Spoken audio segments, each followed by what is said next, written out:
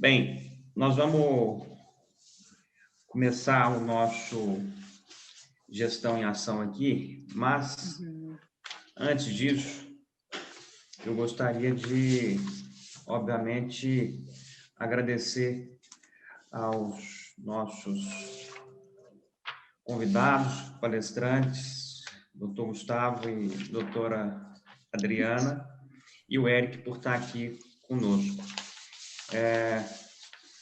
Agradecer aos nossos apoiadores do Espaço Conexão e do Conexão Empresarial de maneira geral pela participação conosco.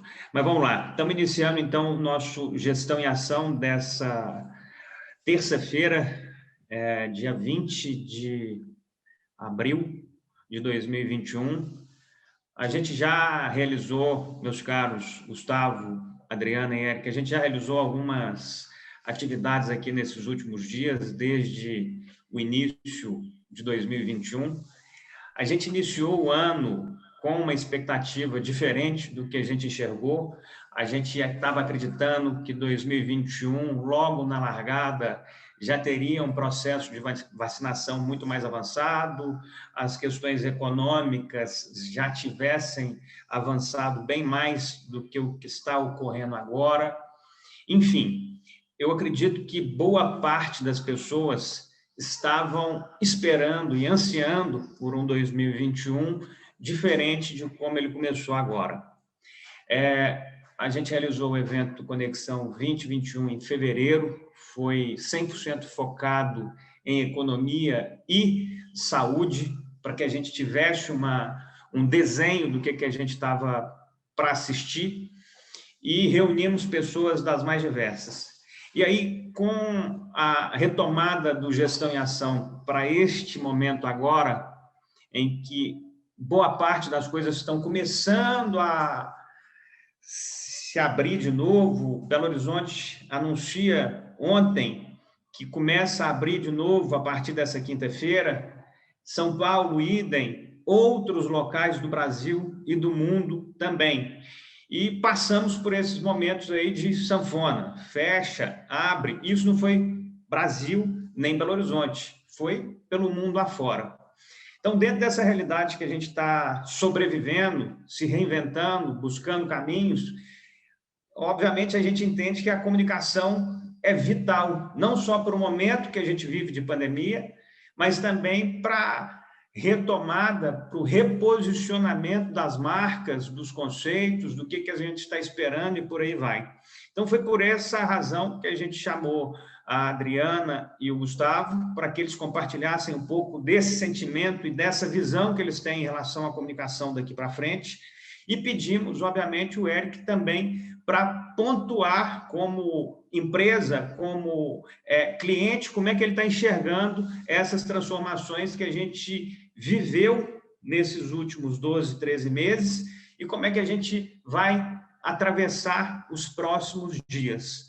Para que a gente tenha essa visão inicial, eu vou pedir para a Adriana. A Adriana é uma mulher, é uma empresária, é uma publicitária, não só do seu quintal, mas ela também é uma mulher que sempre representou a propaganda. Então, eu acho que ela vai falar não apenas do pensamento da Tom Comunicação, mas da publicidade em Minas e no Brasil. O Gustavo tem ingredientes similares, mas com outras pegadas que eu acho que vai ser muito bacana escutar aqui nessa manhã desse dia 20. Então, agradecendo novamente a Adriana, ao Eric e ao Gustavo por estarem aqui, passo a palavra para a Adriana para ela falar um pouco sobre o que foi esses últimos 12 meses, 13 meses, pouco mais de um ano desde março de 2020, na comunicação, na sua visão, e como é que ela enxerga que a gente vai se mover daqui para frente. Muito obrigado e bem-vindos. Ô, Gustavo, primeiro, obrigada pelo convite, Paulo César, obrigada pelo convite, e particularmente de acompanhar aí pessoas que eu respeito e gosto tanto, né? Enfim, como é que o pessoal que estuda tendência e faz exercício de futuro, gosta muito de citar um autor chamado William Gibson, que dizia assim, o futuro já chegou, ele só não está uniformemente distribuído. Eu acredito que a relação das marcas, das empresas, com a pandemia se comporta de uma forma parecida. Ela não foi igualmente distribuída para todo mundo.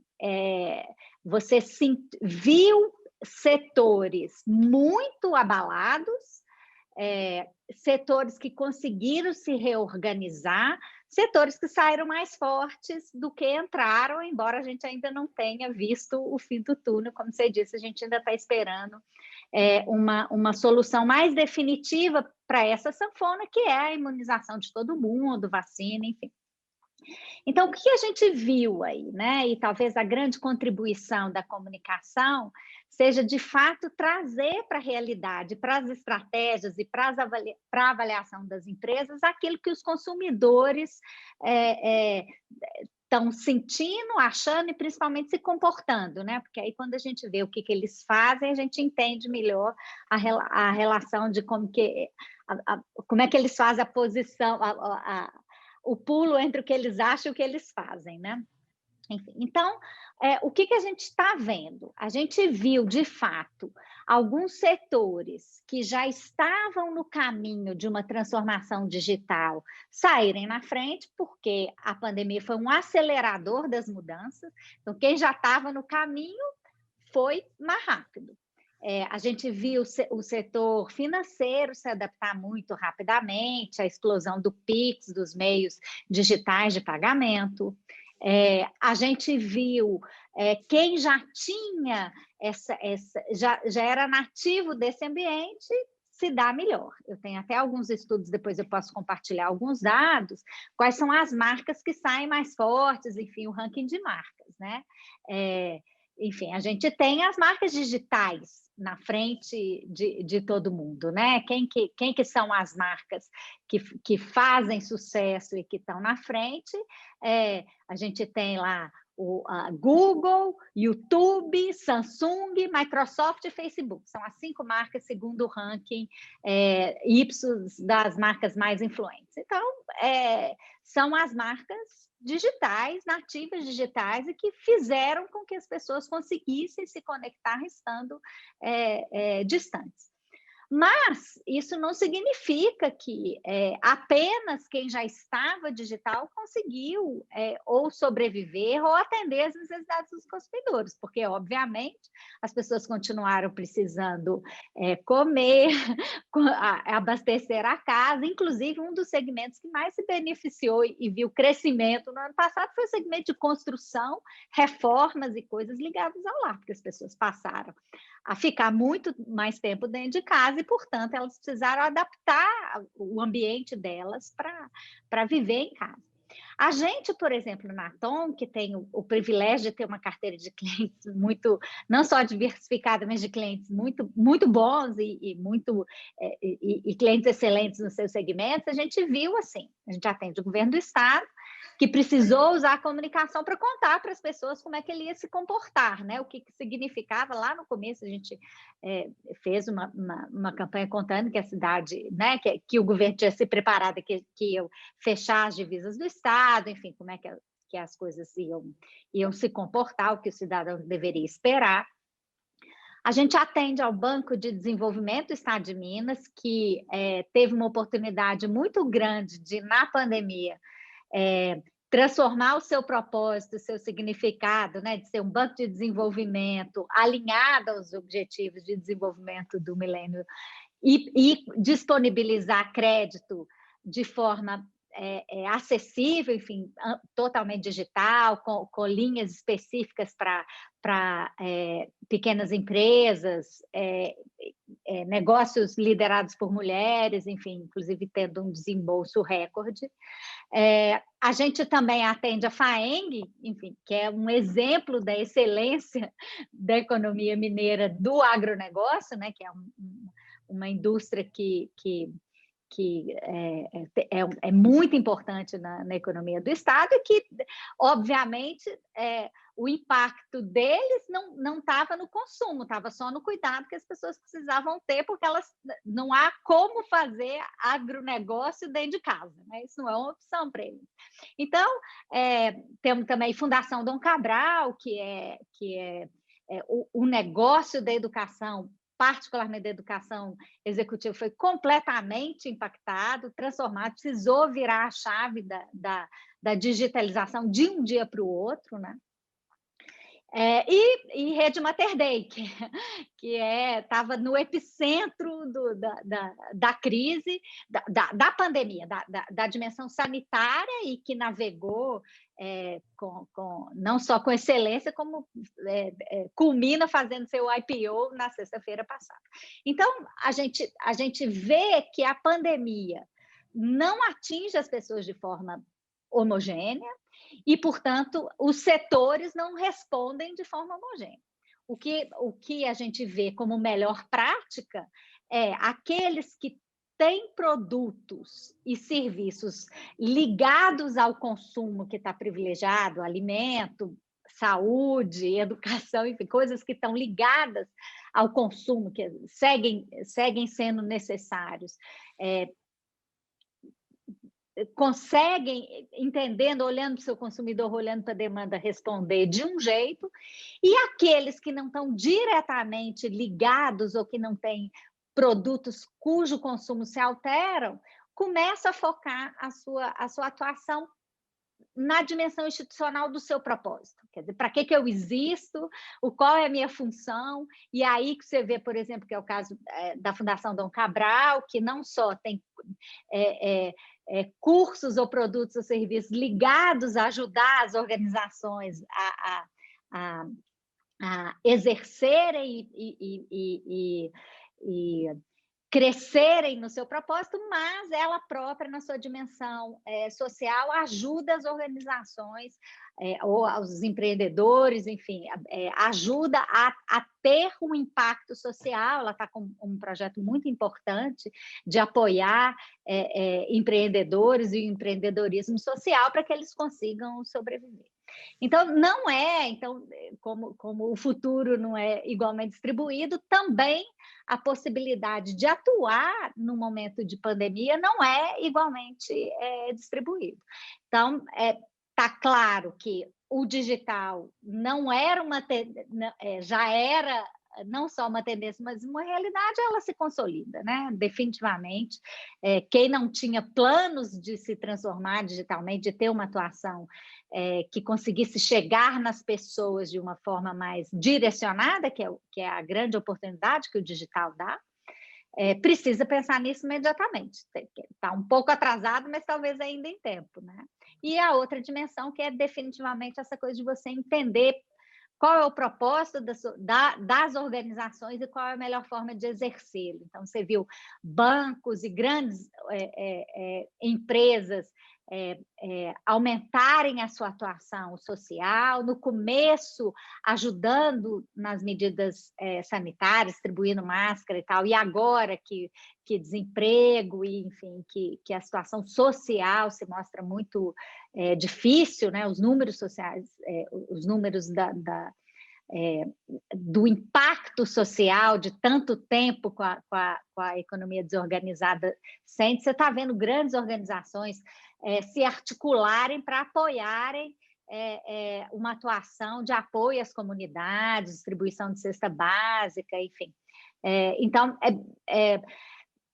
a resposta é bastante heterogênea e depende muito da forma como o setor é impactado. Obviamente, turismo, lazer, música é diretamente impactado e fica numa condição muito ruim de responder, né? Porque como é que se você vive de eventos presenciais e da experiência, e a gente antes traduzia a experiência do cliente muito literalmente como uma experiência física, ela migra do digital de um jeito bastante diferente. A gente ainda não aprendeu exatamente como é que a gente vive e remunera os profissionais que estão lá no evento presencial, como é que isso migra para o digital? A gente não sabe ainda como isso vai acontecer. E porque a pandemia se estende, a gente ainda não conseguiu enxergar quando é que a gente vai vê-la pelo retrovisor, a gente ainda não sabe exatamente como é que vai ser. Mas, enfim, eu queria essas as minhas ponderações de largada, tem alguns números aqui que depois, se for o caso, eu posso compartilhar com você.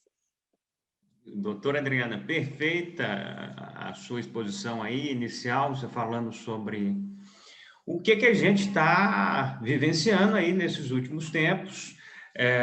Você posicionou muito bem sobre a questão das empresas e marcas, aquelas que são mais utilizadas nesse momento de pandemia, obviamente elas estão muito menos machucadas. Os serviços aí que foram implementados e ganharam escala ainda maior nesses últimos tempos, como as questões de logística, de atender ali na demanda do que o cliente precisa e dentro da realidade que a gente está vivenciando.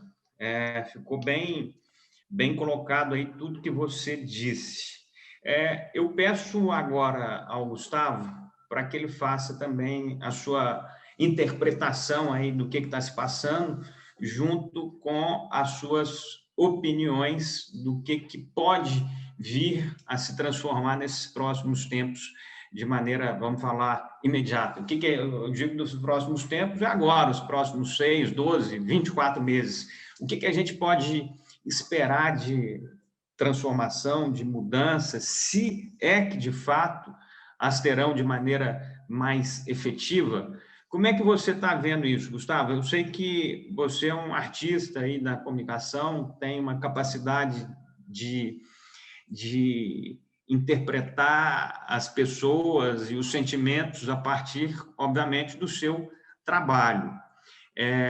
A Adriana tocou em alguns pontos aí, que é a questão da digitalização, que ela já estava e, obviamente, ganhou um acelerador ainda maior nesses últimos tempos.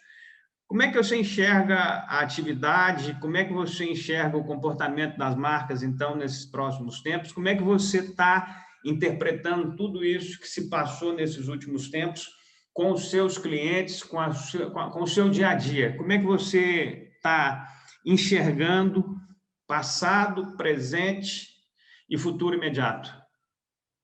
Bom dia, agradeço aqui o convite, prazer estar com vocês, pessoas que eu gosto muito também, admiro. Eu vou começar citando também a frase do Caio Esteves, que fala que a cultura é o que orienta a empresa para dentro e o propósito é o que a coloca no mundo. Acho que a Adriana falou um pouco sobre isso, até bom que ela me deu um gancho aqui também para as minhas considerações iniciais. Acho que esse momento da pandemia interferiu diretamente nesses dois pontos, né? E aí eu organizei aqui as informações com esse olhar para dentro da empresa e um pouco como que essa marca se coloca para o mundo. Acho que lá no início do ano passado a gente é pego de surpresa, né? Acho que nenhum planejamento estratégico, por mais brilhante que ele fosse, previa uma pandemia nessa dimensão, uma crise sanitária nessas condições. A gente aqui no Brasil ainda em uma situação precária de políticas públicas atrasadas em relação ao único elemento que se mostra como solucionador desse problema, que é a vacina, né? Até então, comprovadamente, é só isso. E a gente, então, entende que, primeiro, todo mundo fecha seus escritórios, vai todo mundo para casa e surge aí uma crise de gestão dessas pessoas, né? Em vários aspectos. Primeiro, a gente não estava acostumado com isso, a Adriana pode me completar depois, pessoas que estão acostumadas a trabalhar diariamente nessa troca de informações fundamentais para projetos de comunicação e design, se viram aí cada um em suas casas, em condições, igual a Adriana disse, também completamente diferentes, né? Quando eu paro para pensar aqui de um home office que eu consegui construir completamente equipado, isolado do resto da casa, não é a situação que os nossos colaboradores necessariamente estarão nas suas casas. Então, aí a gente tem uma crise de gestão da informação, uma crise do bem-estar dessas pessoas, muitas delas trabalhando ali junto com outras da família que também estão trabalhando online, e uma necessidade urgente e complexa de se produzir mais. Então, eu acho que a gente está vivendo aí nesse momento dos antônimos, né? É muito mais confortável estar em casa, mas pode ser ameaçador emocionalmente. Essa urgência de se produzir e conseguir extrair dessas pessoas uma produção cada vez de um nível mais excelente, como a comunicação mais adequada também é um ponto de discussão. Também estou levantando tantas questões aqui que eu quero ouvir todo mundo. E, principalmente, o fato da gente ter tido a necessidade de lidar com problemas sem uma etapa que, na construção do processo do Design Thinking, tão falado, é fundamental, que é de testes, né? A gente não tinha essa etapa de testes. Todo mundo teve que resolver esses problemas de uma maneira urgente, agora sem testar. Então, acho que vem essa história complexa aí nesse primeiro momento. Eu até dei uma olhada num arquivo, depois posso compartilhar com vocês, que a Ernst Young fez sobre essa reinvenção do trabalho. Palavra essa também que eu já não aguento mais, são palavras poderosas que de tanto uso se esvaem de seus significados, né? Outro dia me perguntaram numa live como as marcas devem se reinventar. Falei, olha, acho que tem tanta gente nem dando conta do que eles inventaram, quem dirá do que eles têm que reinventar, né? Então, essas obrigações que a gente é imposto aí também, eu gostaria de discutir. E eles falam desses desafios da produtividade, que é exatamente encontrar essas maneiras, né, de melhorar a produção em casa, como que é isso, como que isso funciona, tanto para a equipe quanto para a gente, né? Nós também, enquanto líderes, não somos super-heróis, estamos passando pelos mesmos problemas de ansiedade, preocupação, né? E ainda tendo que gerir essas questões. Então, aí a gente entra com aspectos estruturantes, igual eu falei, comportamentais, relações com a família, né? Que muito tempo todo mundo junto fica complicado. Uma estratégia de custos diretos também, que foi fundamental, né? Todo mundo teve que rever isso, todo mundo corta uma série de coisas e muitas vezes a nossa contratação era o que era suspenso, né? Eu lembro que no início da pandemia a gente teve projetos, a gente não perdeu nenhum contrato, mas a gente teve vários deles que foram adiados, né? Então a gente passa aí por esse momento, né? E uma questão fundamental e que está cada vez mais evidente, essa questão do aprendizado contínuo, né? Nunca se viram tantas lives, tantos cursos online. Eu adorei um meme outro dia, que é o curso para te ensinar a contratar o curso para fazer o curso do curso, né? A gente, e eu me incluo nessa, também lançamos um curso online. Então, esse momento do aprendizado contínuo também foi uma coisa muito importante. Então, eu levantei alguns pontos para dentro. Para fora, é histórico o poder do design na superação de crises sociais e econômicas, né? A capacidade que o design tem na solução desses problemas e uma disciplina fundamental aí no rearranjo dessas questões, né? Como que essas empresas se organizam novamente, como que os espaços se organizam novamente e, principalmente, aí para encerrar minha primeira fala, no tão falado propósito, que a Adriana citou brevemente ali na sua fala, que é exatamente esse encontro dos problemas do mundo com o que eu faço de melhor e as minhas crenças. Esse é o lugar que as marcas encontram o porquê da sua existência. É sabido que grande parte das marcas, se deixarem de existir, ninguém sentirá falta delas. Então, essa palavra que também daqui a pouco ninguém aguenta ouvir mais, mas que é muito importante, ela quando é usada no lugar certo, é exatamente isso, é as marcas encontrarem o porquê da sua existência. E aí a gente entra numa questão da relação dessa marca com o mundo. E o quão importante é a relação dela com esses problemas. Eu falei muito disso, foi importante, é engraçado, né? A gente ir para casa para enxergar a rua, né? Esses movimentos solidários que a Adriana também citou, de distribuição de alimentos, esses problemas sempre existiram. E só agora parece que todo mundo acordou para o que era invisível. A gente passava por isso, ocupando aqui lugares de privilégio, como se isso não existisse, né? Então, vozes caladas, né?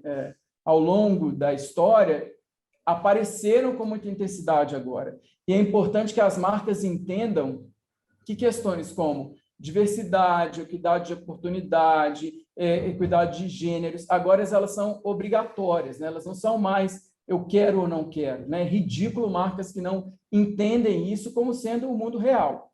Então, nesse ponto, o design entra com a capacidade de auxiliar essas empresas na construção desse propósito, né? Então, enquanto eu falei lá, a cultura organizando para dentro, o design entrando aí nesse lugar de conseguir materializar esse discurso para os sentidos e mostrar para as pessoas o porquê essas marcas devem continuar existindo, né? Acho que brevemente é isso também. Tá claro, meu caro Gustavo. Greco, está anotado aqui algumas perguntas para lhe fazer logo a seguir, mas eu gostaria, então, para que a gente faça um giro aqui entre os nossos participantes, eu vou pedir uma opinião do que o nosso Érico escutou aí em relação à Adriana e ao Gustavo, entendendo Sim. que ele está em uma outra ponta, não aquela de produzir, de pensar, mas que é a ponta do cliente, o que ele faz, como é que ele está fazendo, quais são as mudanças que ele teve que absorver ao longo desses tempos de pandemia, home office, Sim, sim. novos serviços. Como é que você, meu caro Eric, que está aí à frente do marketing, da comunicação do Sicoob Credicom, enxergou essas duas falas iniciais e as suas opiniões? O Eric, ele é gerente de comunicação e marketing da Sicoob Credicom, que representa o segmento em contínuo crescimento no país, o cooperativismo, que certamente vai ser ainda mais trabalhado e ainda mais importante nesses próximos tempos.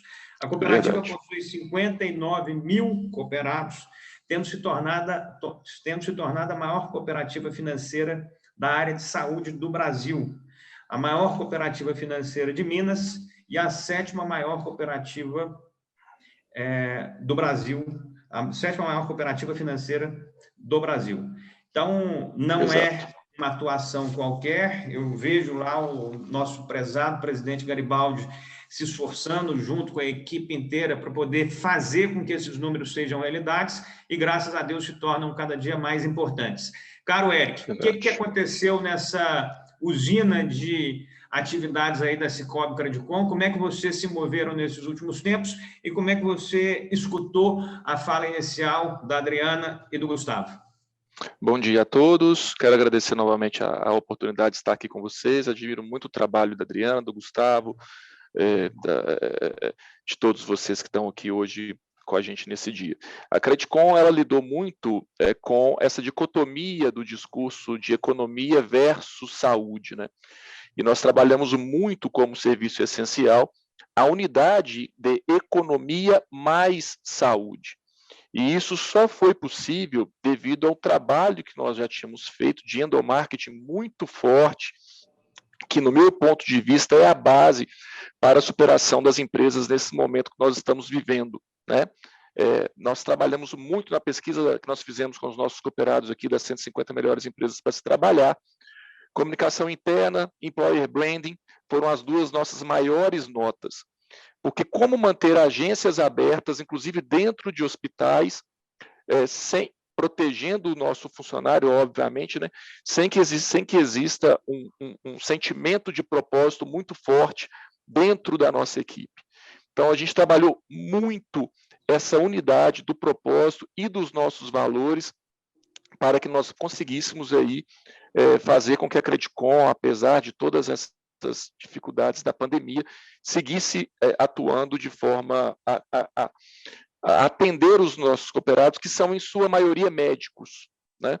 Então, a importância do endomarketing, do employer branding para o crescimento da cooperativa durante esse momento foi fundamental. Se nós não tivéssemos feito um planejamento estratégico ao longo dos últimos anos, com a criação desse propósito, na verdade, a descrição dele, né, porque ele já existe, né, com a participação de todos os funcionários nessa construção, se não tivéssemos trabalhado marca e a percepção do nosso cooperado no sentido dos diferenciais comerciais, mas também do próprio propósito, nós não teríamos conseguido atuar como nós atuamos. Nós saímos de 15 milhões de lucro, a gente chama no cooperativismo de sobra, para 75 milhões de sobras em 8 anos. Exatamente com essa base de construção de uma comunicação baseada em valores, em especial o cooperativismo, né? Então, essa força da marca aliada ao propósito, não apenas a diferenciais comerciais, foi aquilo que nós entendemos como que fez com que tivéssemos o êxito em seguir atuando, né? Então, assim, a fala da Adriana, nesse sentido também do propósito, ela é fundamental para que as empresas continuem aí fazendo o seu papel e que possam passar por esse momento tão difícil que nós estamos passando, né? Essa questão de trabalhar multiplataformas também, o online e o offline, aí pensando no ponto de vista do cliente, né? e também a clareza da empatia da empresa com o momento que a sociedade está vivendo. A Credicom fez linhas de créditos aí inéditas, renegociou mais de 3 mil contratos com seus cooperados. Então, de fato, o negócio está demonstrando a que veio neste momento. Não é só uma questão de comunicação, é uma questão de fato, de posicionamento da empresa no sentido de contribuir com esse momento aí triste que o país está vivendo, né? Então, esse é o meu ponto de vista daquilo que foi dito. Endomarketing, employer branding, reforço do propósito, reforço da marca, são os caminhos que nós temos aí para podermos vencer esses desafios todos. Gustavo? Tá claro, eu vou pegar carona nessas falas aí, vou pedir para a Adriana estender um pouquinho mais sobre essa questão do propósito. E aí eu vou te fazer a pergunta da seguinte maneira, entendendo os tempos que a gente está hoje, o que passou de maneira próxima nesses últimos 12 a 24 meses e o que tem para frente. Então, a pergunta para você, doutora Adriana, qual a importância do que as empresas tinham como propósito nas suas missões, nas suas atuações? Qual a importância desses propósitos 12, 24 meses atrás? E como é que você enxerga esta mesma importância daqui para frente? Por conta de tudo que se passou, muda a importância? Como é que você enxergava ela tempos atrás, meses, 12, 24? E como é que você enxerga esses propósitos em relação à força da empresa, à força comercial, à força dos produtos, à força, ao sucesso das empresas? Como é que você enxerga agora esse propósito, esses propósitos? Gustavo, eu acho que a grande mudança é que, de uma certa forma, o vírus funcionou como um soro da verdade, né? Quer dizer, era muito fácil, a gente já ouvia, e na comunicação é isso, o que o Gustavo disse, né? Algumas palavras acabam perdendo a sua potência porque elas ficam tão desgastadas que elas perdem o significado original e o poder que eles tinham originalmente. Então, todo mundo começa a falar, já viu isso acontecendo, esse é um setor muito novidadeiro, e aí as pessoas vão repetindo e vão drenando o significado das palavras. Propósito é um deles, mas o que a gente vê, a gente já via muitas pessoas falando em propósito. A diferença agora é que foi a chance das pessoas demonstrarem, né? Exatamente. Que os gringos chamam de walk the talk, né? Você falou bastante, agora você vai lá e mostra o que é essa conversa toda, né? Então, o que o Gustavo disse é verdade.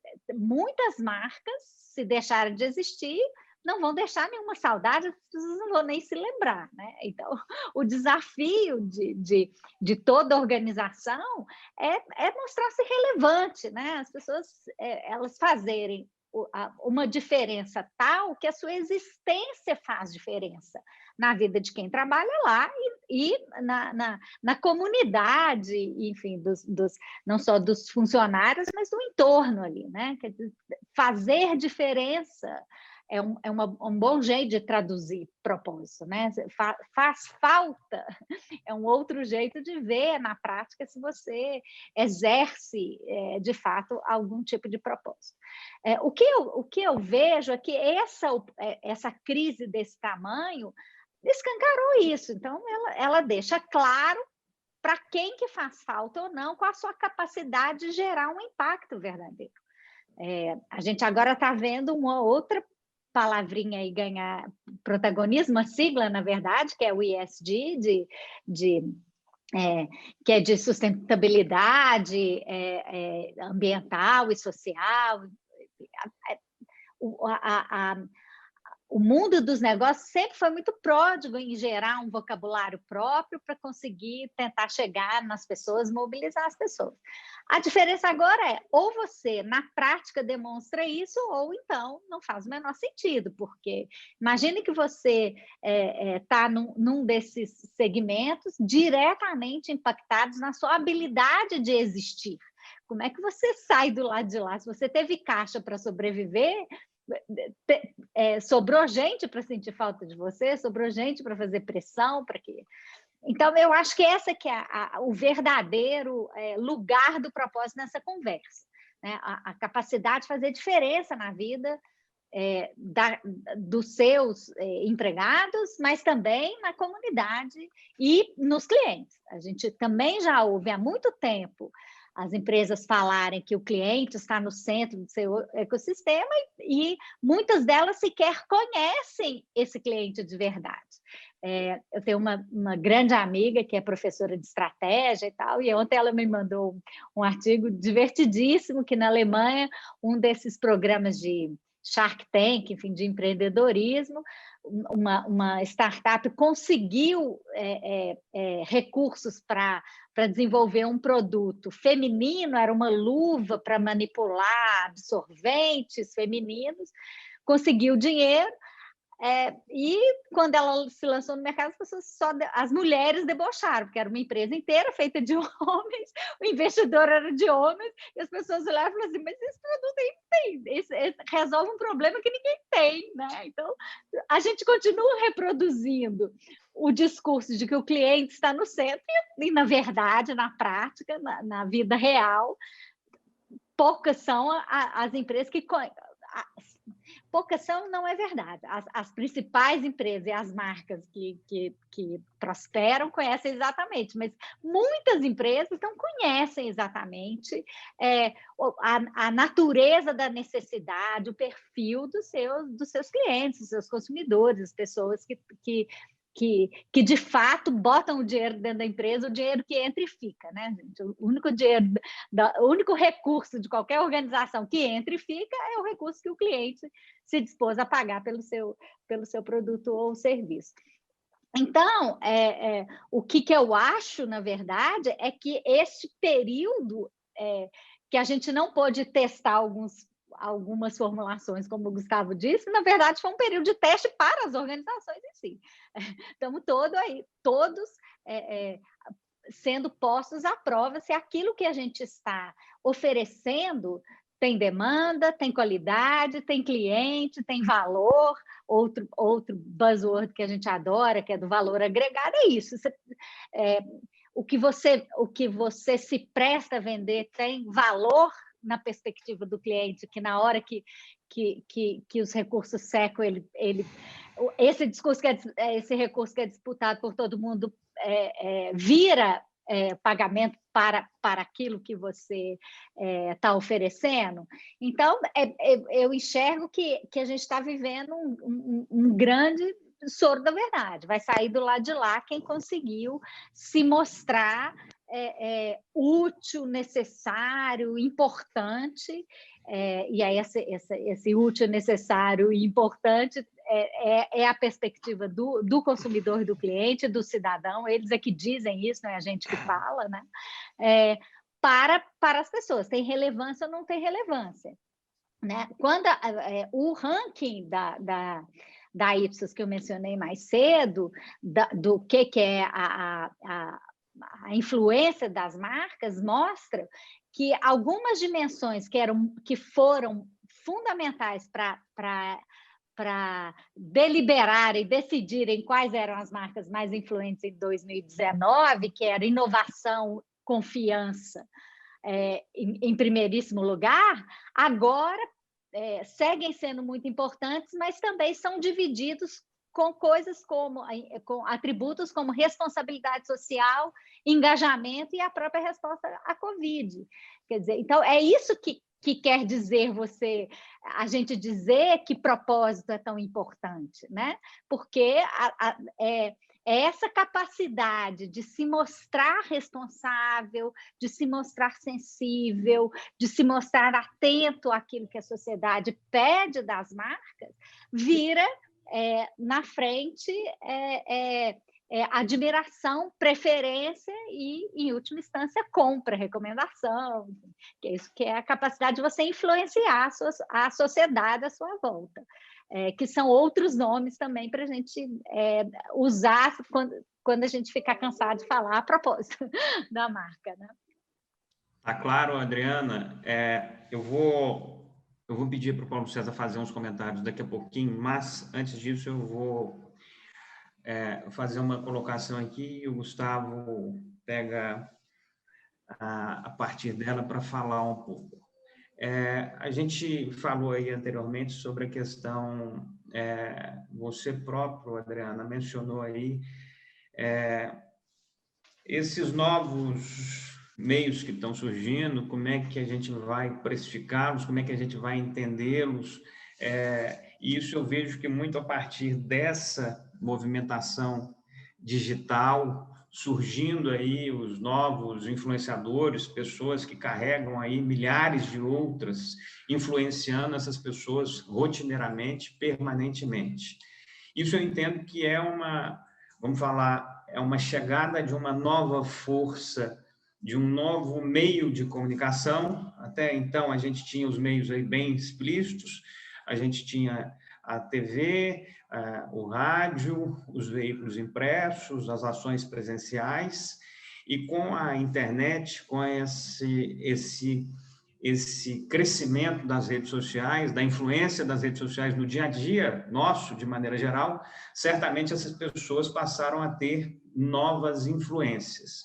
E aí eu vou pedir para que o Gustavo fale sobre essas novas influências, aí depois eu quero escutar também o Eric em relação a isso e a Adriana finaliza, mas eu quero escutar o Paulo César também, como é que ele enxerga essa movimentação toda. Então, você tem lá os micro-influenciadores, os médios, os grandes, pessoas que estão surgindo numa nova forma, num novo cesto que não existia anteriormente. Junto a essa questão de novos influenciadores, de novas pessoas com forças que não tinham, tem a questão de novos posicionamentos em relação à diversidade. Então, são posicionamentos explícitos que até então também não existiam. As empresas, os produtos, tudo isso tem que estar em sincronia com essas mudanças que estão em curso. Não sou eu que estou falando, elas estão aí pelo mundo afora. Então, nós temos a questão da diversidade. E aí eu vou misturar aqui, Gustavo, para falar a sua percepção também, o que fica para trás, o que é on, o que é offline, qual que é a importância desses movimentos aí em relação à digitalização por completo dos produtos, como é que você está vendo isso? Mas aí eu vou voltar aqui. A diversidade, junto com a diversidade, você tem aí esses outros complementos. Então, influenciadores, micro-influenciadores, médios influenciadores, grandes influenciadores, diversidade de posições explícitas sendo colocadas de maneira muito mais sólida do que anteriormente, e essas mudanças de consumo, que até então a gente tinha. Eu vou falar aí, por exemplo, uma questão simples. Até 20 anos atrás, ou um pouco mais, ou um pouco menos, a base de informação nossa de produto, de busca, se chamava classificados dos jornais.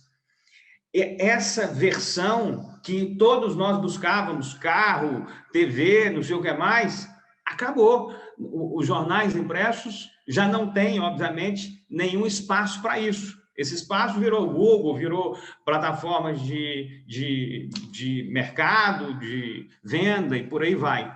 Então, meu caro Gustavo, eu sei que eu estendi um pouquinho, mas eu gostaria que você falasse, então, sobre essa nova versão de pessoas com forças, com influências, a diversidade que está mudando o comportamento e o consumo das marcas, das empresas e produtos, e essa migração aí do offline, do online. Como é que você enxerga essa evolução toda, essa bagunça toda em que a gente se encontra e que eu tenho certeza que vai ser positiva, no meu entender, para o progresso, para o nosso futuro aí?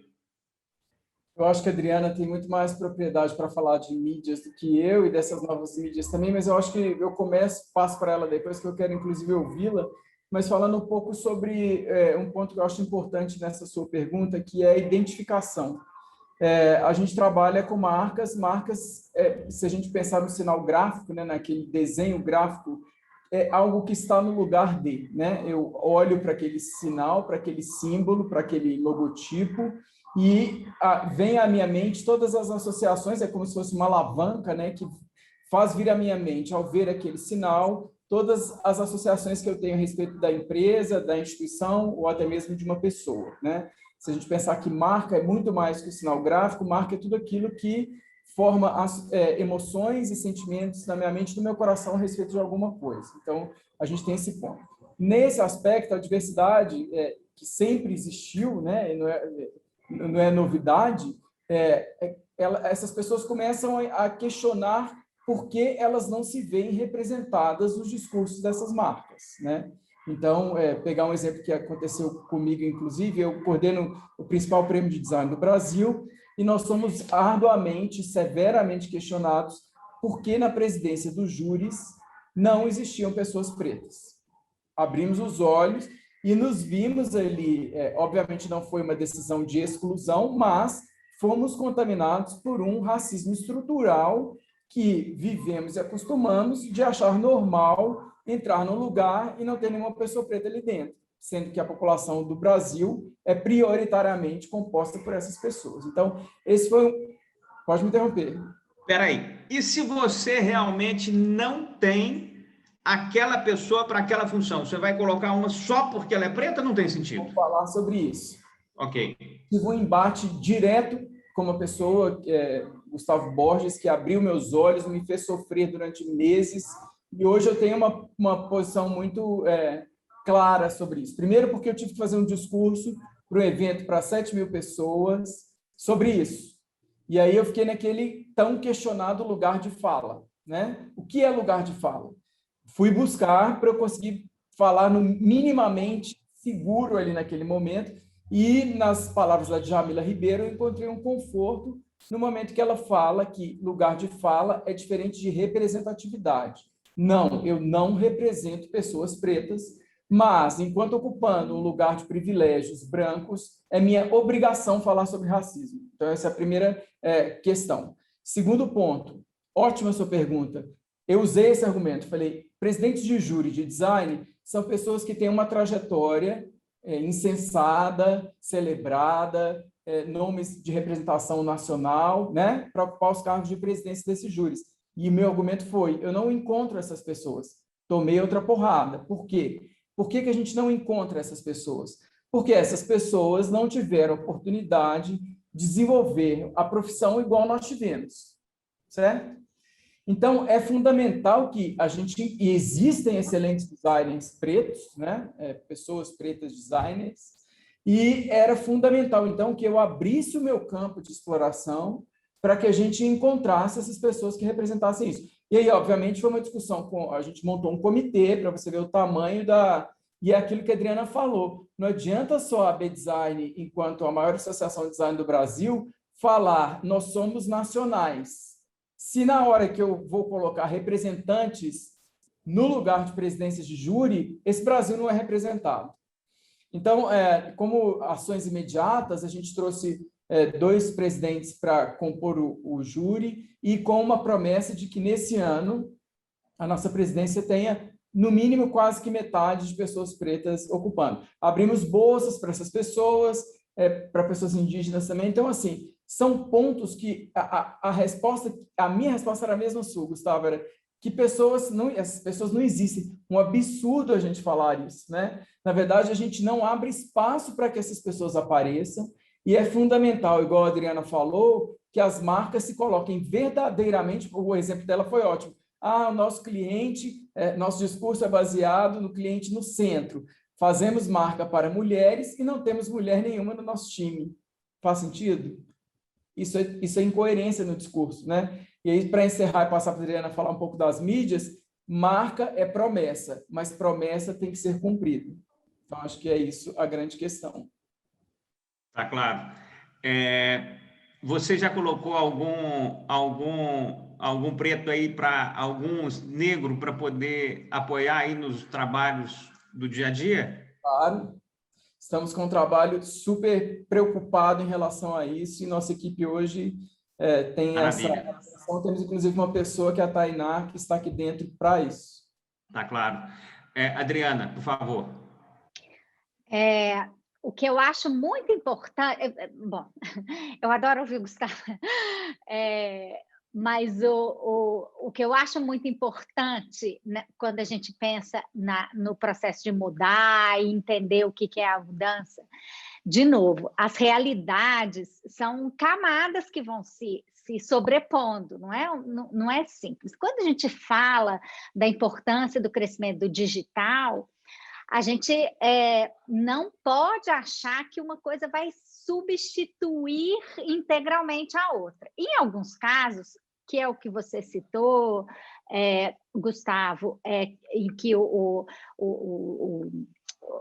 pequenos anúncios e classificados, obviamente que o Google e que esses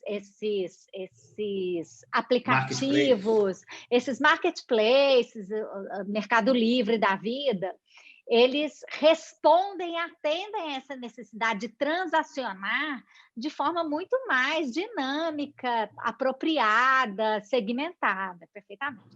Agora, essa coisa da informação, do entretenimento e principalmente do impacto na cultura, enfim, coisas que abrangem um grande número de pessoas, esse consumo não acontece em completa substituição.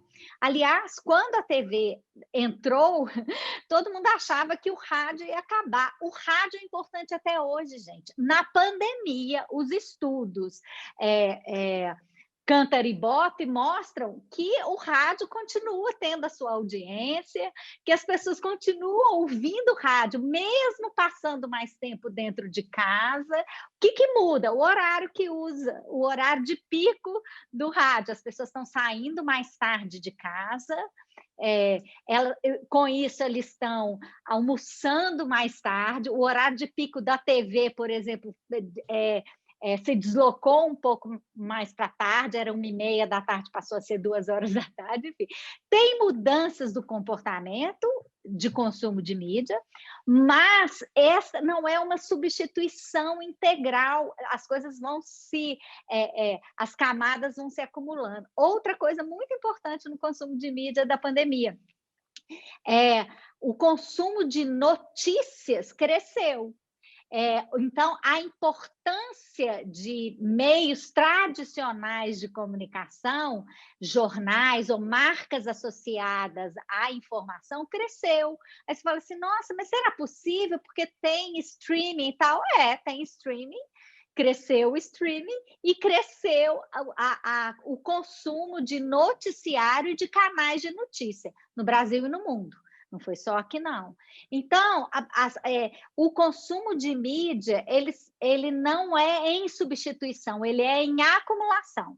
E isso porque quando a gente fala internet não é uma coisa só, né, gente? Internet é uma ambiência, ela é mais pulverizada porque ela é mais segmentada. O que significa que a gente, na hora de pensar em estratégias de comunicação, precisa conhecer ainda mais como que o nosso público consome determinadas informações ou entretenimento, que também... E isso mudou demais. As plataformas, não só de streaming de vídeo, mas também de podcasts, que foi áudio, cresceu enormemente. O grande sucesso aí, em termos de nova plataforma, que o consumo de áudio, que é como é que chama a plataforma? Esqueci o nome dela, eu acho que é o Clubhouse, que é a grande novidade, ela é exclusivamente plataforma de áudio. Então, o consumo só de áudio cresceu. Ela é rádio, ela é um jeito diferente de organizar a informação que vem via áudio. As pessoas estão ouvindo o YouTube, né? Não só assistindo o YouTube, estão ouvindo o YouTube. Então, a gente tem consumo de meio que vão se sobrepondo. O que apresenta para a gente, que precisa trabalhar a estratégia de comunicação dos clientes, um desafio adicional, que é como é que a gente entende aonde está a atenção do nosso público. Porque se você está consumindo simultaneamente 3 telas mais um áudio, aonde está a sua atenção? Em alguns casos, em lugar nenhum. E isso é outro problema aí para a gente enfrentar. Então, a gente não consegue mais dar respostas simples para alguns problemas que antes a gente conseguia responder com mais facilidade. A Tom esse ano está fazendo 20 anos. Quando a gente abriu a agência, com 6 meios a gente resolvia uma estratégia de comunicação, assim, de amplo alcance. Com 6 meios, rádio, jornal, TV, outdoor e revista, resolvia. Agora, qualquer campanha pequena deve ter 20 meios para gente, 20 formatos para a gente pensar. Não estou falando de campanha grande, não, estou falando de campanhota, né? Então, esse ecossistema mais complicado, mais complexo, requer dos clientes, das agências, dos parceiros de comunicação, que mais sofisticação na informação que você leva em conta, no consumo, na contratação e na leitura atenta das pesquisas, dos estudos, né? Porque talvez se você só ficar lendo e não conseguir traduzir isso na prática, então isso significa que não adianta, a gente vai ficar lá o dia inteiro consumindo dado sem conseguir sugerir um caminho de atuação, né? Então, essa que eu acho que é uma coisa muito importante. As coisas não são mais simples, ou talvez nunca fossem, mas agora a gente não tem mais a escapatória de tratar questões que são complexas de forma simples. O Gustavo acabou de dar um excelente exemplo, que é essa questão da inclusão, da diversidade e da representatividade. Não é simples. Claro que não é simples, mas é inevitável, necessário e desejável. Eu tenho dito que uma das palavras que mais me incomodam é as pessoas tratar a questão da diversidade como uma questão de tolerância. Ora, tolerar é muito pouco, né, gente? Tolerar, você pode tolerar ideias diferentes, mas as pessoas, a gente precisa mais do que tolerar, a gente precisa não só respeitar, como celebrar, porque é a diversidade, é a riqueza de possibilidades e de repertórios que faz as interações humanas ricas, interessantes, enriquecedoras, né? Então, não é simples, porque não são substituições, são adições. E porque são adições, a gente tem que fazer escolhas e a gente fica diante do outro lado de qualquer escolha, que são as renúncias, né? Quando você escolhe uma coisa, você está desescolhendo todas as outras. E isso traz angústia para a gente, isso traz sensação de perda e traz insegurança. Então, esse mundo complicado que a gente precisa enfrentar de qualquer forma, né? Não tem uma alternativa, é isso mesmo e vamos embora. Eric, dentro de uma instituição como é o Sicoob Credicom, com esses números Sim. aí, a grandeza que a gente acabou de falar, por mais que ele tenha um nicho específico Sim. escolhido aí, que é a área da saúde, eu pego aí as falas do Greco e da Adriana e te coloco agora com a missão de falar como uma marca e como uma empresa.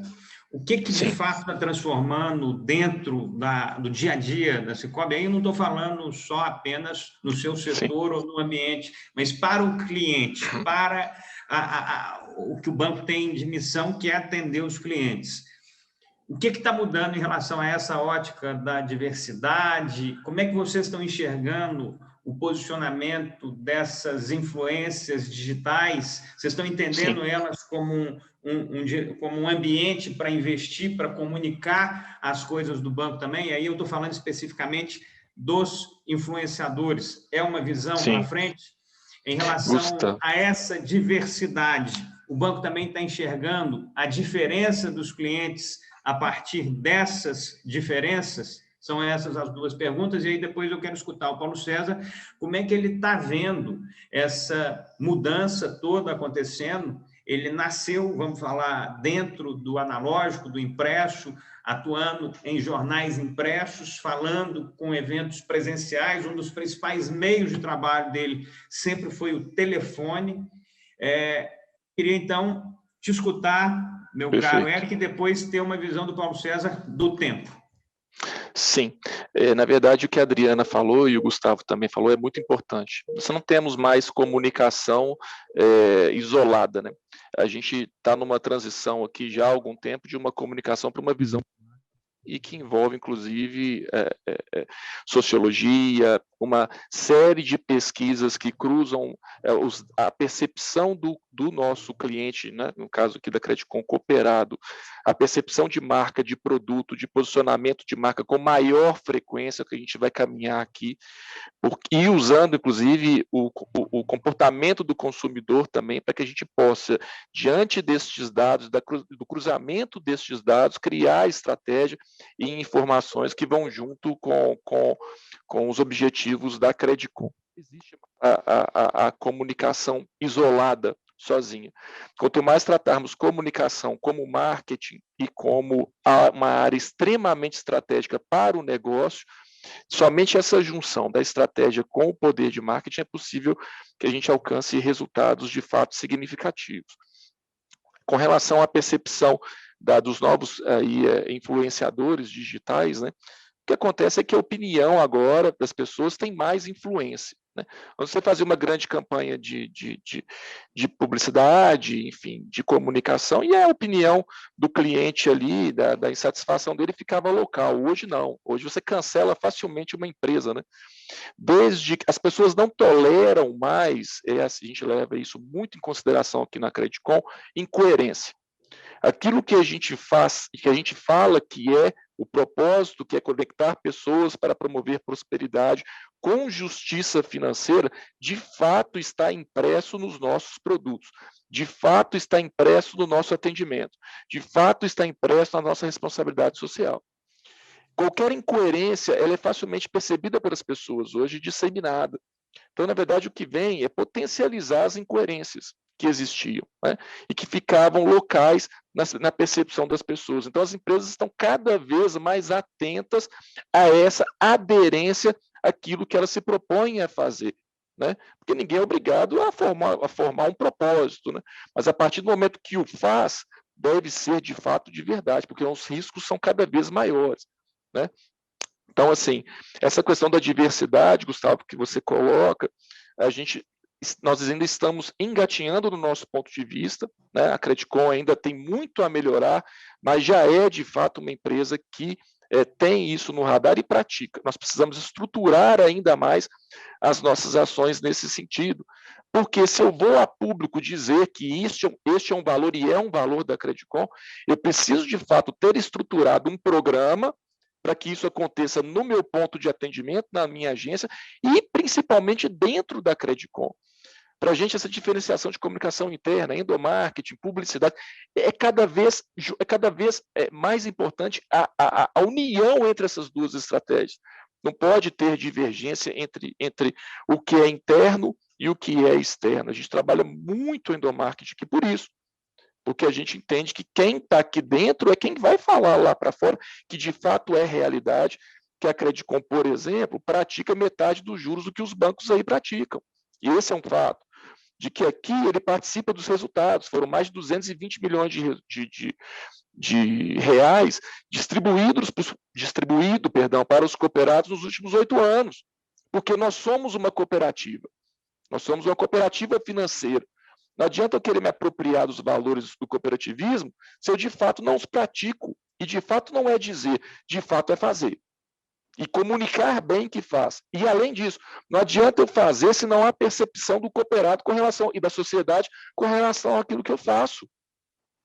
Então, essa inteireza, essa integridade no sentido de ser inteiro é que a gente precisa caminhar.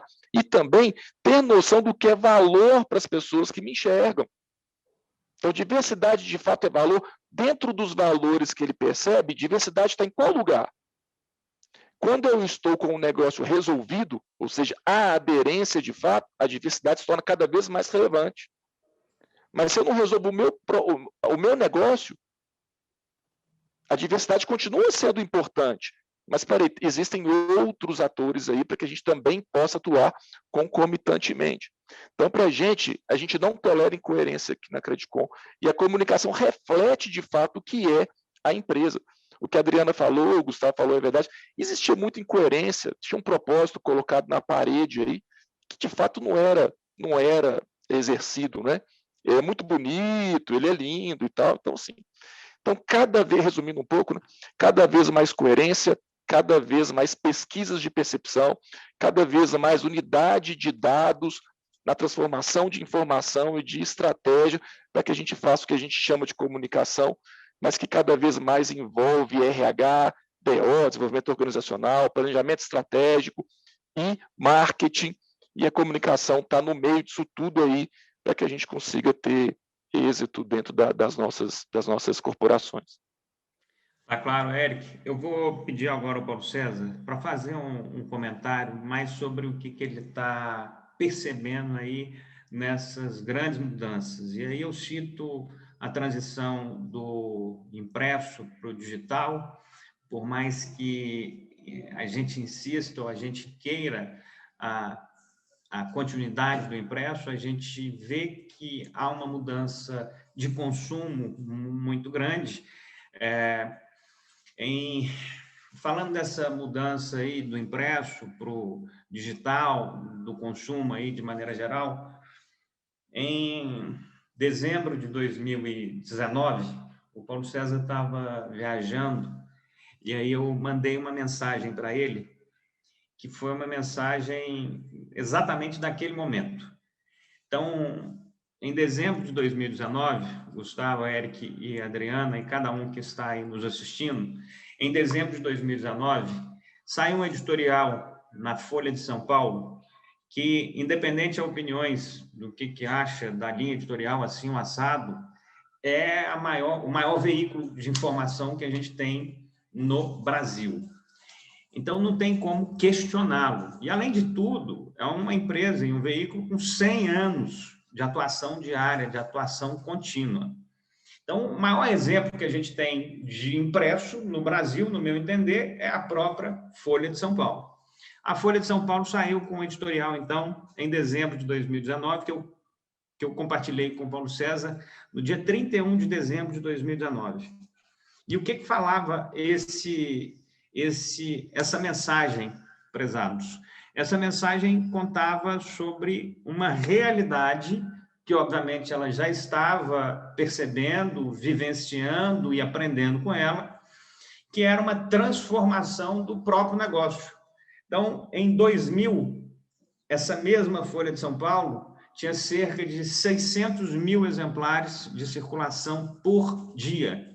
Então, todos os dias, Gustavo, a Folha circulava com 600 mil exemplares pelo Brasil afora. Adriana, eu não consigo nem imaginar, obviamente que eu consigo imaginar, mas eu imaginando, eu sei o esforço e o trabalho que era para poder fazer a distribuição impressa, presencial de todos esses jornais. Passados 19 anos, a Folha de São Paulo estava anunciando que estava tendo uma circulação mensal de 1.800.000 exemplares, o que dá cerca de 60 mil exemplares por dia. Exatamente 1/10 do que ela tinha 19 anos atrás. Então, com esse número, fica impossível da gente questioná-lo, porque é um número matemático, não é uma opinião de um ou de outro. E aí eu fiz questão de colocar isso para o Paulo César nessa mensagem de dezembro, para que a gente ficasse em alerta do que estava acontecendo em relação ao negócio. Eu não estava acompanhando isso de agora. Eu tive a oportunidade de viajar, de andar e por aí vai. Eu acompanhei toda a transição do impresso para o digital do New York Times, que é a principal referência de jornal que a gente tem no planeta. É um jornal que sempre foi mundial, circulando impresso há 50, 70 anos atrás. E eles também sofreram com essa transição, penaram para poder chegar a um caminho. Então, falando de offline, de online, e utilizando, obviamente, da sua própria trajetória de 75 anos, PCO, eu te pergunto aí, como é que você enxerga essas transformações, cada uma das que a gente falou aqui, em relação à marca, em relação aos meios, de maneira geral? Então, eu te peço para que você faça uma reflexão sobre o que você está assistindo hoje, o que você viu de transformação ao longo desses últimos anos, décadas, e a sua visão, obviamente, para frente. Bom, a transformação ela está aí, não tem como. Eu me lembro que há 12 anos atrás, eu tinha uma coluna diária no jornal. Aumenta só um pouquinho a voz. Hein? Aumenta só um pouquinho a voz. Há 10, 12 anos atrás, eu tinha uma coluna diária no jornal Hoje em Dia. Mas, diante dos nossos afazeres com a Viver Brasil, com o Grupo VB, eu resolvi parar com a coluna. Você, então, me disse, você não vai parar com a coluna, você vai fazer o blog do PCO. Um blog? O que é? Eu nem sabia direito o que era blog. Bom, eu sei que eu tive que encarar, e hoje eu diria que eu sou absolutamente digital, porque não tem como. Por mais que eu queira, que eu quisesse, vamos dizer, a revista Viver Brasil tornou-se digital. E ontem mesmo eu recebi várias manifestações dizendo a qualidade da revista. Daqui a pouco vamos ter outras novidades aí que o Gustavo em breve vai anunciar. Por enquanto eu deixo para ele. E a propósito disso, hoje, por exemplo, faleceu um amigo meu de 95 anos, Fábio Doyle. E ontem ainda tinha um artigo assinado no jornal Estado de Minas. Eu trabalhei com ele 22 anos. E ele, na semana passada, me dizia que tornou-se digital. Olha só como é que são as coisas. E hoje eu recebo a mensagem do filho dele, o Fabinho, que ele faleceu. E já estava digital aos 95 anos. Então, essa mudança não tem jeito. Por isso, eu estou aí enfrentando junto com o Gustavo. E agradeço ele ter me colocado nisso. Tá claro. Adriana, a gente tem mais uns 15 a 20 minutinhos aí, a gente está seguindo para a nossa finalização. Essa colocação do Paulo César foi mais um testemunho dessas mudanças que estão acontecendo em todas as faixas etárias, em todas as circunstâncias. Ele deu o exemplo aí do cara que ele conviveu aí mais de 30, 50, 40 anos, que é o Fábio Doyle, diretamente com ele, 22 anos. E o cara de 95 anos estava aí já há muito tempo digital.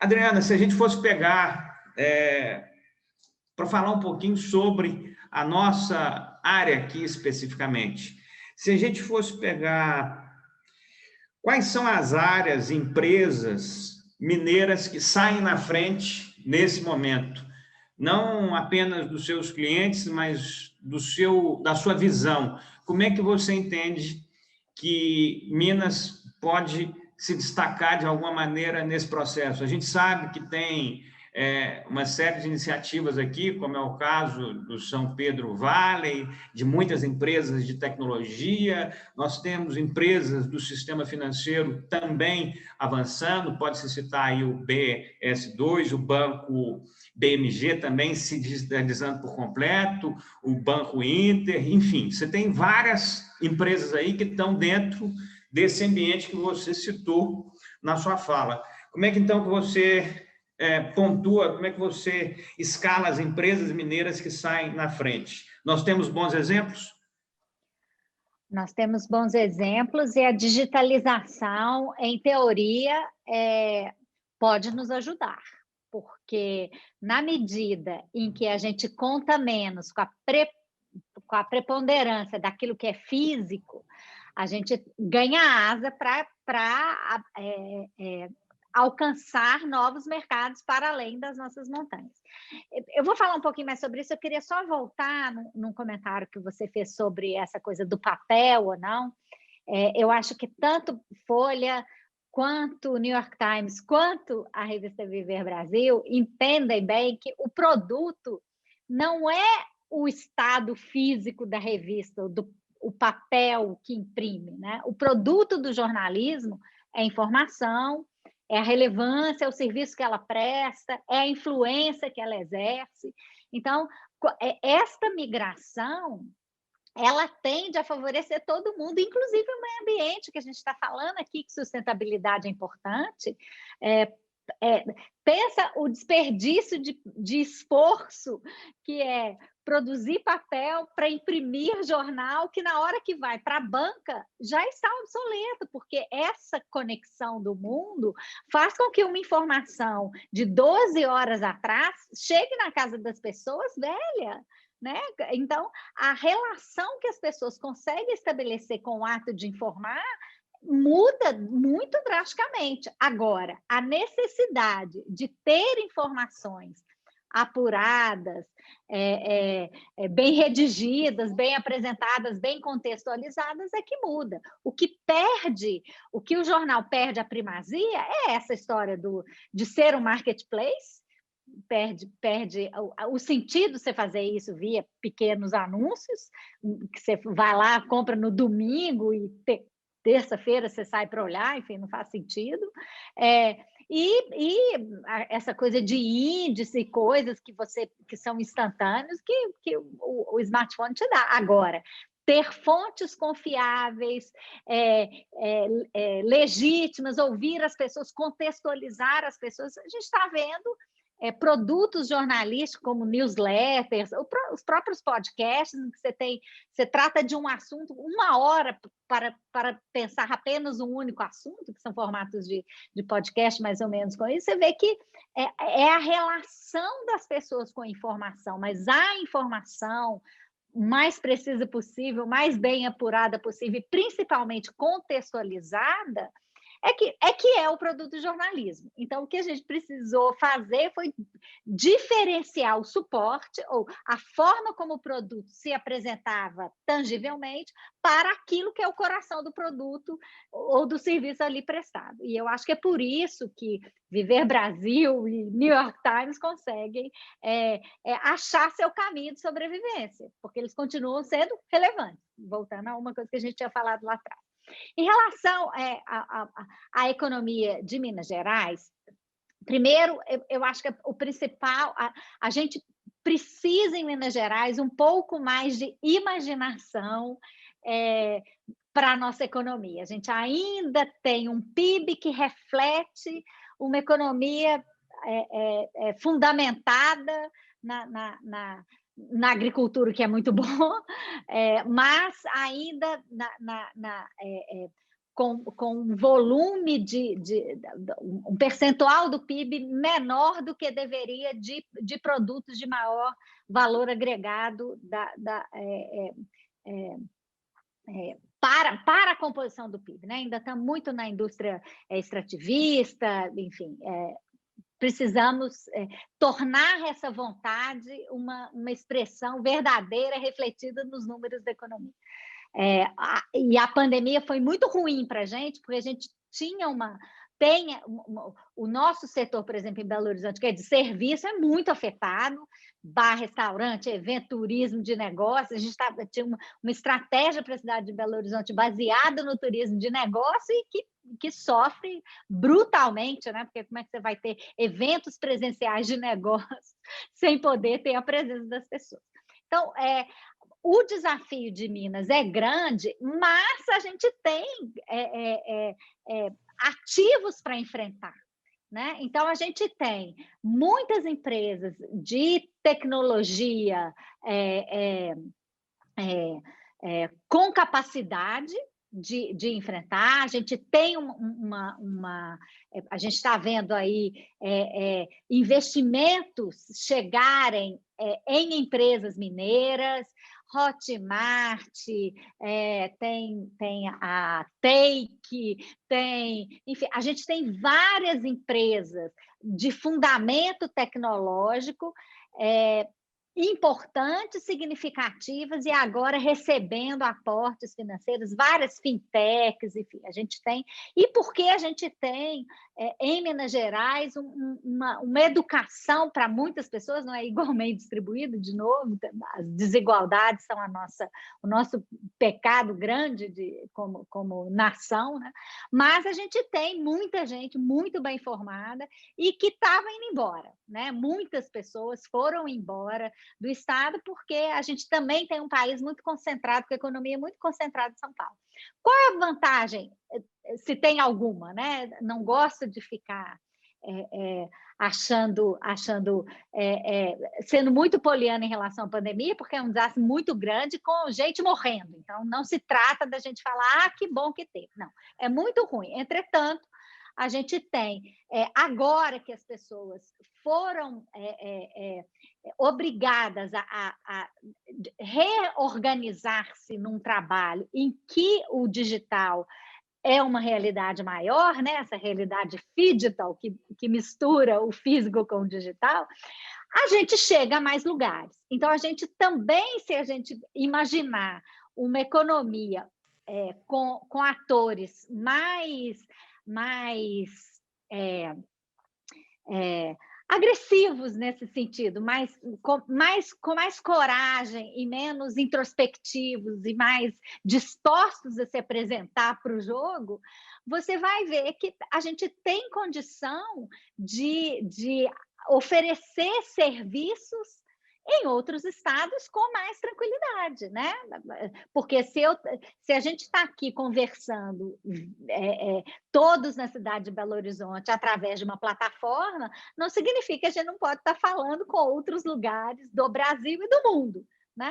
Está todo mundo conectado. E isso pode funcionar a nosso favor e deve funcionar a nosso favor. O que a gente precisa é cuidar de ir incluindo mais gente para a gente melhorar a nossa potência, a nossa competência, porque especialmente em indústrias criativas de fundamento criativo, é a diversidade que faz isso, ó, amplia os inputs, né? Amplia o nosso repertório cultural, amplia as nossas fontes de inspiração e façam que o produto que a gente faça seja mais forte e, portanto, capaz de conectar com mais pessoas, de servir a mais pessoas, de resolver problemas de mais pessoas. Então, nós temos aqui, a gente está vendo a importância de empresas como MRV, na oferta de produtos que faz diferença na vida de gente, né? de oferecer e de ser casa para mais pessoas, né, gente? Casa, moradia, é uma necessidade do país, no país inteiro, para muitos níveis sociais, né? Enfim, então, eu acho que temos muitas empresas com potencial. O que a gente precisa ter é mais vontade e mais garra e mais gana de fazer isso, assim, eu sinto que às vezes a gente tem um discurso muito derrotista, uma autoestima muito ruim, que é completamente desnecessária, porque a gente tem capacidade, a gente tem competência, agora a gente só precisa assumir que a gente precisa de mostrar a cara e de se expor em outros territórios. Essa é a avaliação que eu faço. Acho que a gente tem... falta-nos muito mais um pouco de atrevimento do que condição objetiva, né? Porque a gente vive num mercado muito concentrado. O dinheiro está muito concentrado em São Paulo, mas... isso é só uma realidade. Vamos lá, disputar. E a gente pode disputar serviços e a distribuição dos nossos produtos noutros mercados também. O que a gente faz, muitas empresas precisam, muitos consumidores precisam, e não só no segmento da comunicação, mas né, como um todo, né? E quanto mais digitalizada é a economia, mais gente pode vir apresentar os seus produtos para os nossos consumidores, mas mais a gente pode buscar novos mercados. Quer dizer, a porta que se abre para ir e vir, né? E a gente precisa ter essa ambição, e eu acho que a gente precisa começar a direcioná-la com mais agressividade. Tá claro. minha cara Adriana. Eu vou pedir agora para que a gente já vai encerrar. Eu não vou deixar uma situação muito específica para você. Eu já vou te falar, Gustavo, como é que nós vamos finalizar. Mas antes disso, eu vou pedir para o Eric contar um pouco sobre quais são as ações efetivamente que o banco está desenhando para esses próximos meses, como é que o Sicoob Credicom está entendendo a realidade desses próximos meses de 2021. Então, como é que a gente encerra o 2021 na interpretação do Sicoob Credicom e a visão futura aí. Se você puder permear isso por algumas tecnologias, alguns serviços, algumas coisas que aconteceram nesses últimos 12 meses e vão solidificar para frente, é muito bom.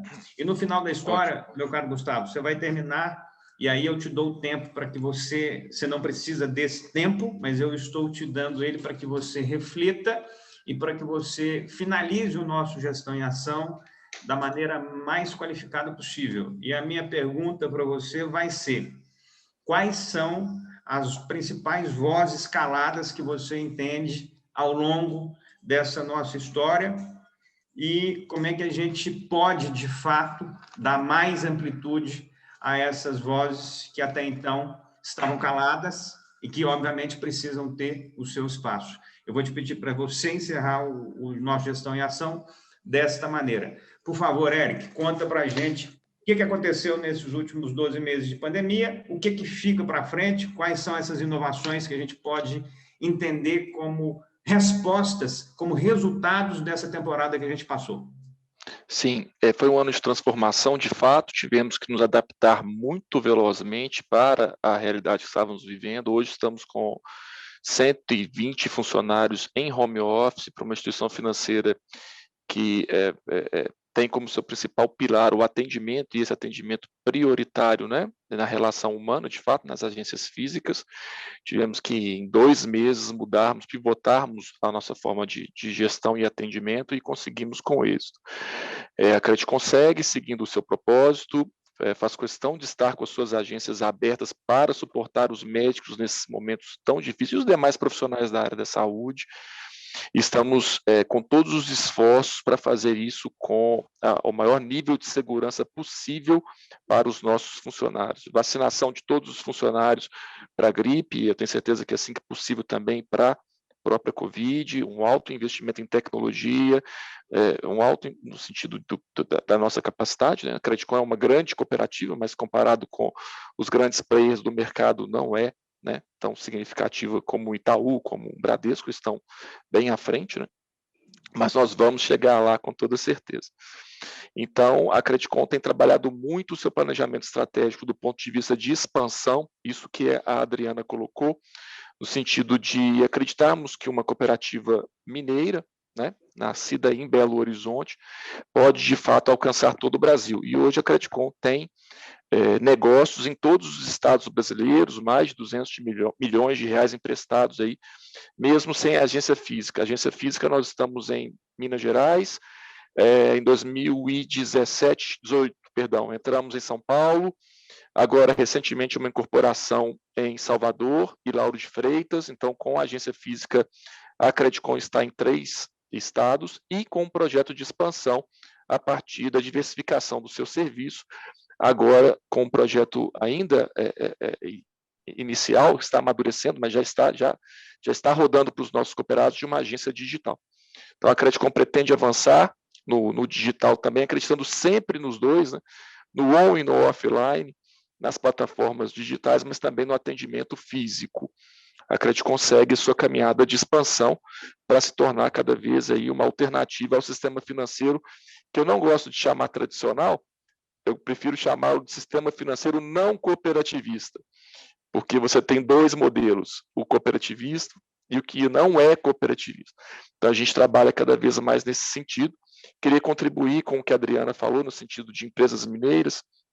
Eu vejo a Unimed Belo Horizonte saindo fortalecida nesse cenário pós, né, que vai terminar, espero que termine aí, a expectativa da Credicom é que 2021, a gente já esteja no final de 2021, essa é a nossa expectativa, já estejamos com o cenário de pandemia, em pandemia A gente sabe que vamos ter que conviver, infelizmente, com a Covid-19, né? Mas a gente espera que uma recuperação econômica mais evidente inicie-se em 2022. O mercado da área da saúde foi afetado, né? E a Credicom se mostrou-se, de fato, um braço forte financeiro para a área do mercado, para o mercado, da saúde e para os seus profissionais. Então, eu vejo a Unimed Belo Horizonte que sai fortalecida, o sistema Sicoob cresceu, e aí o sistema todo, não apenas a Credicom, mais de 30% a mais do que o mercado financeiro não cooperativismo. Então, também, eu imagino que o brasileiro, quanto mais conhecer o cooperativismo, em especial o cooperativismo financeiro, vai fazer essa opção, porque, de fato, ele é muito melhor no sentido econômico e no sentido social também, né? Vejo as startups, principalmente as startups com serviços da área da saúde, as startups focadas em cashback, que existe aqui em Belo Horizonte, com esse mercado novo, as startups de marketing de resultado, geração de lead, enfim, vejo essas empresas com alto potencial de crescimento para os próximos anos. E a Credicom consegue aí, Gustavo. Agradeço mais uma vez a oportunidade de estarmos juntos aqui. Somos parceiros já há algum tempo.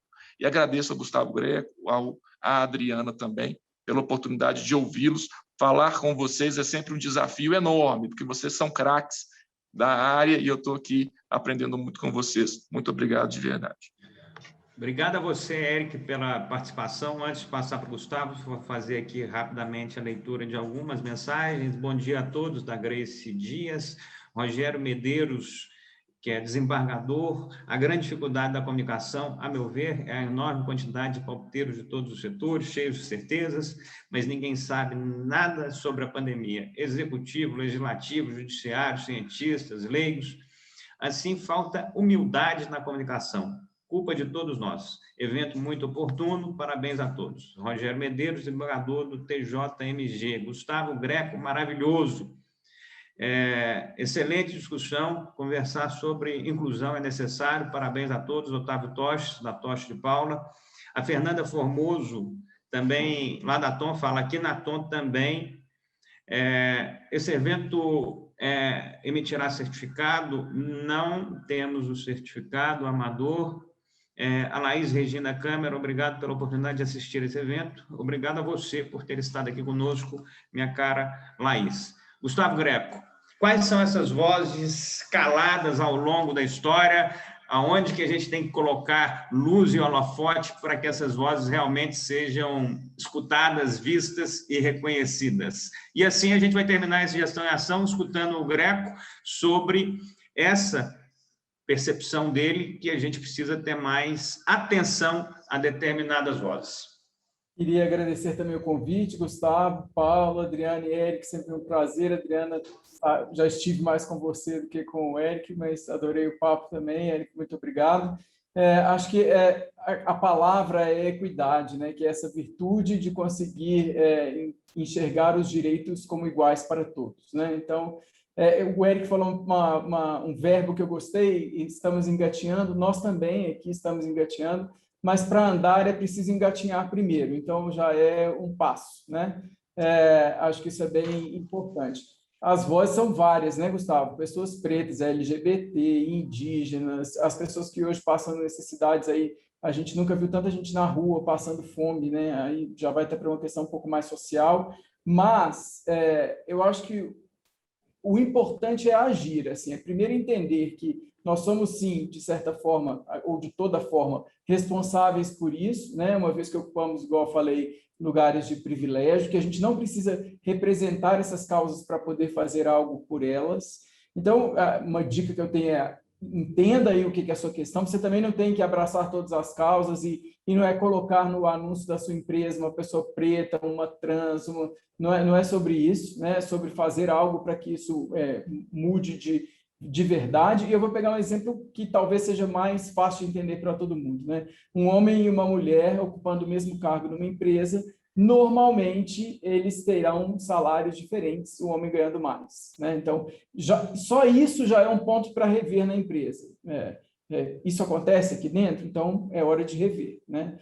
E um fato pequeno, mas que também foi representativo: eu fui curador da Bienal Brasileira de Design no ano passado, e ao analisar os júris das 12 edições anteriores, o número de homens para mulheres era de 80-20. 80% de homens no júri, 20% de mulheres no júri. Então, foi a primeira edição da Bienal que a gente equalizou isso. Era metade homem, metade mulher. E esses pequenos... isso é uma bobagem? Não, isso não é uma bobagem. Isso encerra aqui minha fala falando exatamente disso. É deixar que pessoas tão competentes quanto as que têm essas questões de privilégio ocupem seus lugares no mundo. Acho que é isso. Claro, meu caro Gustavo, é sempre uma alegria escutar tanto a Adriana quanto você. Um privilégio ter tido a Érica aqui conosco nessa versão do Gestão em Ação também. Vocês dois representam certamente o que há de mais qualificado na comunicação em Minas Gerais. Na verdade, vocês três, os dois, como profissionais da comunicação, de dirigentes de agências, de empresas que representam também os seus clientes. Esse Gestão em Ação foi, obviamente, criado com o objetivo de ter uma entrega além, que passasse um pouco do formato do Conexão Empresarial e fosse uma mensagem mais como essa que a gente está tendo aqui, de falar sobre nichos, de falar sobre coisas específicas de maneira mais detalhada. E aqui a gente pôde entender qual é a percepção que a gente tem de dois personagens da comunicação, de três personagens da comunicação, com tudo isso que a gente viveu de pandemia, de restrição, de isolamento social, de mudanças de serviços na tecnologia por conta disso tudo. Então, foi realmente uma satisfação e eu tenho plena consciência de quem assistiu aqui, recebeu boas mensagens e conhecimentos. Então, o Espaço Conexão, o Gestão em Ação, foi criado em 2018. Obviamente, quando chegou aí o período de 2020, a gente teve que fazer algumas opções e focamos nas lives do Conexão Empresarial. E agora, a partir dessa edição, a gente retoma o Gestão em Ação. A próxima edição vai ser com o André Gifone, onde nós vamos estar falando sobre a transformação digital e novos hábitos de consumo. O André é diretor de estratégia digital e clientes da Drogaria Araújo. Eu acho que vai ser uma conversa muito legal também, com o André compartilhando boa parte do que ele vivencia lá. Agradecer, antes de finalizar, a cada uma das empresas que estiveram conosco nesse período de Gestão em Ação, que é a Anglo América, a Anglo Gold Achante, a ArcelorMittal, a BH Airport, a CDL BH, Forno de Minas, Jan Engenharia, Líder Aviação, Localiza Hertz, Marte Minas, Maison Holds, MCA Agribel, Oi Telefonia, PIF-PAF, Porte Informática, Porto Seguro, Recreio Veículos do Grupo Líder, Cicobi Predicom, Sistema Globo Rádio, Rádio CBN, SMB Advocacia Empresarial, Tempo Shopping Centers, Toche de Paulo Advogados Associados, Uzi Minas e Vivo. A essas empresas, o nosso agradecimento e reconhecimento pela importância que elas têm em Minas e no Brasil.